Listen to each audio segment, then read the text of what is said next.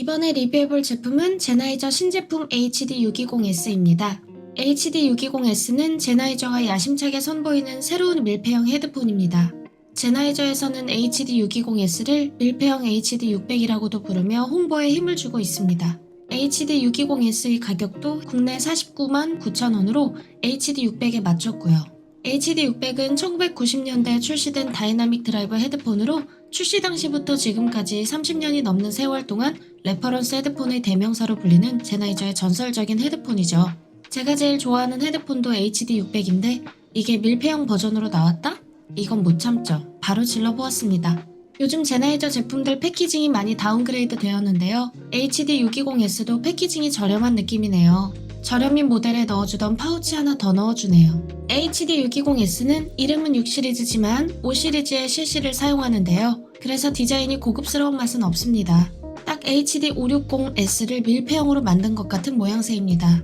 전체적으로 플라스틱을 사용해서 고급스러운 느낌은 없습니다. 백플레이트를 금속 소재로 만들고 헤드밴드도 금속으로 강화했지만 그래도 보이는 것 때문에 6시리즈가 아니라 하위 모델인 5시리즈처럼 보이는 것은 어쩔 수 없네요. 디자인은 확실히 아쉽습니다. 제나이저 측에서는 HD6 시리즈의 셰시로는 좋은 밀폐형 디자인을 만드는 데 한계가 있어 HD5 시리즈 셰시를 사용했다고 하는데요. HD6 시리즈가 한계가 있었으면 HD700의 셰시를 사용했으면 어땠을까 하는 아쉬움이 있습니다. 그래도 음향과 관련된 디자인은 꽤 많이 달라졌습니다. 가장 중요한 변화는 이어컵 설계입니다. 이어컵 내부의 공간이 기존 제나이저 제품들에 비해 확 넓어졌습니다. 이어패드가 두껍고 폭이 얇아지면서 귀를 감싸는 공간이 넓어지고 드라이버와 귀 사이의 거리가 더 멀어졌습니다. 그래서 귓바퀴와 헤드폰 내부가 닿는 느낌이 적고 편안합니다. 이어패드는 지금까지 제나이저 제품들 중 가장 퀄리티가 좋은 것 같습니다. 푹신하고 편안합니다.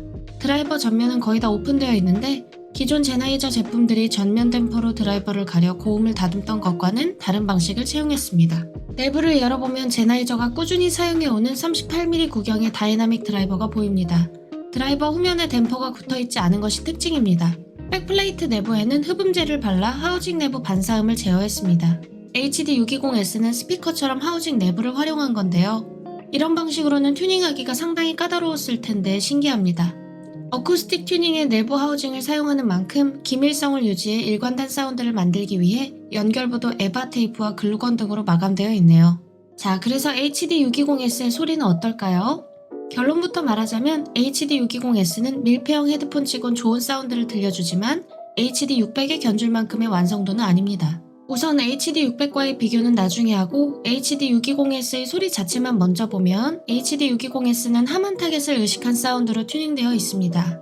저음은 하만 스타일로 극저역 중심으로 부스팅되어 있고 이후 대역은 고음으로 갈수록 음압이 완만하게 떨어지는 웜틸트 스타일로 소리가 보편적으로 듣기에 좋고 밸런스도 괜찮습니다.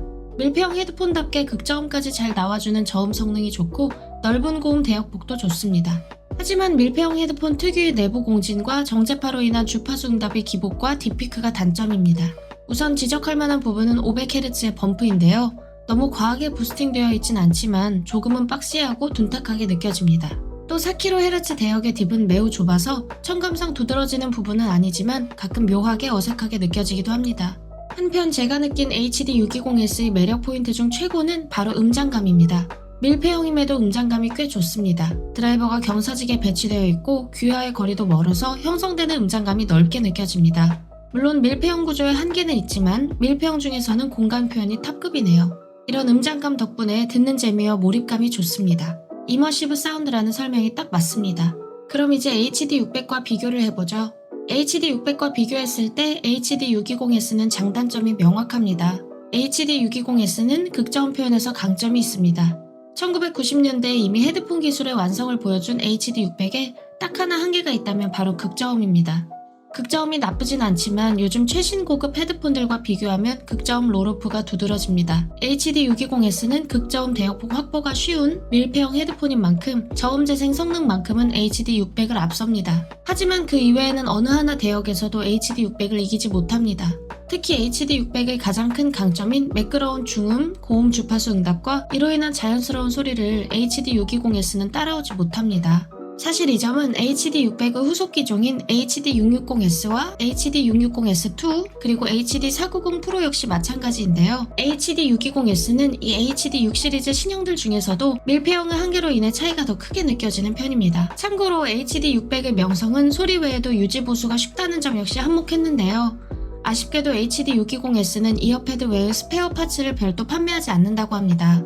물론 HD620S는 이어패드 내구성이 HD600보다 좀 더 좋아 보이고 하위 모델 HD5 시리즈와 호환되는 2.5파이 케이블도 쉽게 구할 수 있어 HD600보다 좋은 점도 있습니다. 하지만 양면 테이프로 부착되어 있는 헤드밴드 쿠션 등 내구성이 걱정되는 부분이 있는데 2년의 AS 기간 외에는 알리 등 싸제 부품을 사용한 자가 수리밖에 답이 없다는 점은 아무래도 아쉽습니다. 한편 HD6 시리즈 밀폐형이 HD620S가 최초가 아니라는 걸 알고 계시나요? 2015년에 가변저음 다이얼 기믹을 가진 HD630VB가 무려 499불로 더 비싼 가격으로 출시되었었는데요. 별다른 반향을 일으키지 못하고 단종되었습니다. 뼈대만 노이만에 물려준 채 말이죠. HD620S는 훨씬 나중에 나온 제품인 만큼 소리의 완성도, 특히 중고음 완성도가 HD630VB보다 뛰어나지만 제 생각엔 HD620S도 HD600처럼 전설로 남진 못할 것 같습니다. HD620S도 아주 좋은 밀폐형 헤드폰이지만 HD600처럼 완성형이라는 생각은 들지 않기 때문입니다. 이제 슬슬 HD620S에 대한 이야기를 마무리해보겠습니다. 결론적으로 제나이저 HD620S는 잘 만든 밀폐형 헤드폰입니다. 밀폐형 HD600이라는 수식어 때문에 평가가 좀 박해진 구석이 있는데요. 40만원대라는 예산으로 HD620S보다 더 좋은 밀폐형 헤드폰을 찾기는 어려운 것도 사실입니다. 사용 환경 때문에 밀폐형 헤드폰이 필요한데 예산이 50만원 이하라면 HD620S를 추천합니다. 그래서 제 점수는 A-, 가성비 점수는 별 2개입니다. 약간 아쉽지만 충분히 좋은 소리를 들려주고 가성비가 엄청 좋은 건 아니지만 해당 가격대에선 가장 좋은 성능의 밀폐형 헤드폰입니다. 이번에 준비한 영상은 여기까지입니다. 궁금하신 점이 있으시면 댓글이나 네이버 카페 리얼사운드에서 문의주세요. 재밌게 보셨다면 좋아요, 댓글, 그리고 알람 설정 부탁드립니다. 그럼 다음 이어폰 리뷰로 찾아뵙겠습니다.